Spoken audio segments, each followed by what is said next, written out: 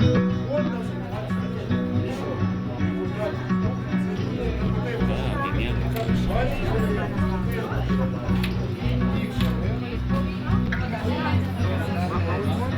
believe very strongly that in order to have a free, democratic, viable, vibrant community, you have to have a good educational system.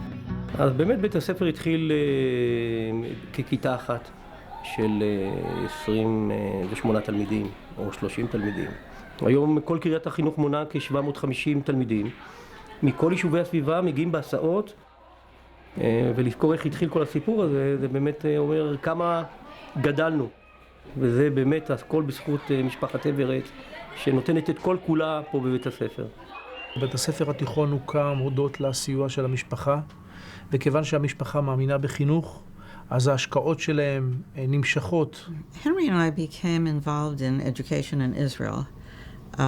Well, we started thinking about it in 1968. We went to the Israel Education Fund at the United Jewish Appeal. We spotted a town called Chatzor that needed a high school. At the time, it was maybe the poorest city in Israel. We said, that's our place. That's what we want.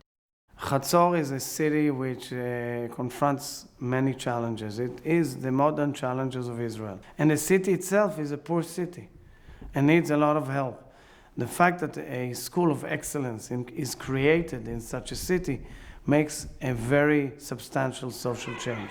I grew up in a small village called Rosh Pina, which is right next to Chatzor. Instead of putting us on a bus for an hour to go to school with the kibbutzniks from the neighboring kibbutzim, they walked us over 10 minutes to Chatzor to study with kids of a radically different background. We didn't have to go through the melting pot of Israeli society because we'd already been through it at Chatzor. The Everett school was unique in that it was a place where Mizrahi and Ashkenazi kids mixed and learned to get along at an early age. The bottom line is that we got a first-rate education in the middle of nowhere Upper Galilee, courtesy of Henry and Edith Everett.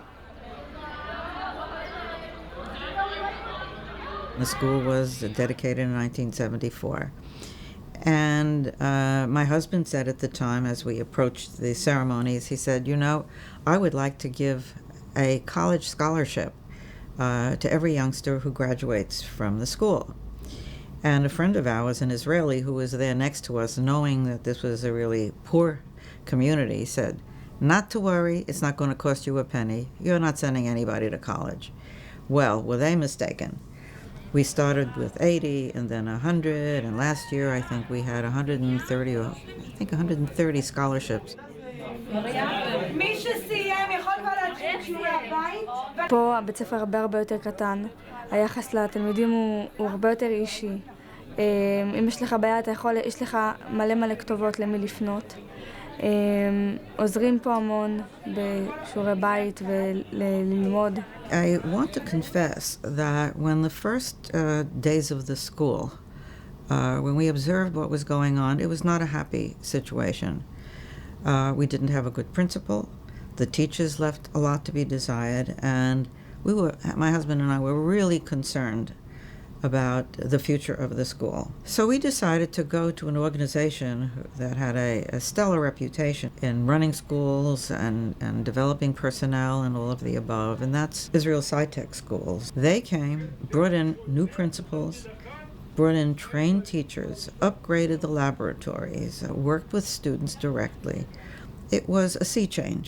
If you're looking at Israel today, and the high-tech in Israel, it's actually a byproduct of Sci-Tech network, which is the leading technical network in Israel, technological network in Israel. I think that the only way to strengthen the periphery, to strengthen the outskirts of Israeli society is by education. We were all raised with the notion that you have to give back, and wherever you are in your life, whatever your station, you can always do something. My son David and his sister Carolyn are very much part of this way of looking at life. It's a must.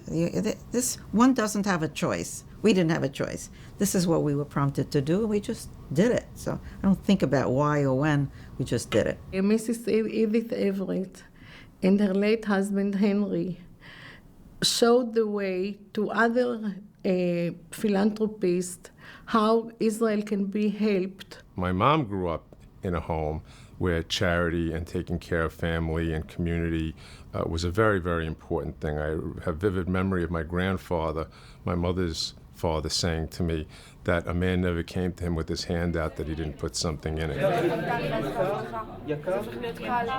Giving is a great joy. When they say it's better to give than to receive, believe me, that's true. There are people who work as hard as we, who don't have the good fortune that we had. So it's not how smart you are or how hard you work. Those are important, but you have to have a little bit of luck. We are lucky that we're able to do the things that we can do, and especially that we were able to actually pay for this school. And it's a great joy. In Israel, we speak about the periphery.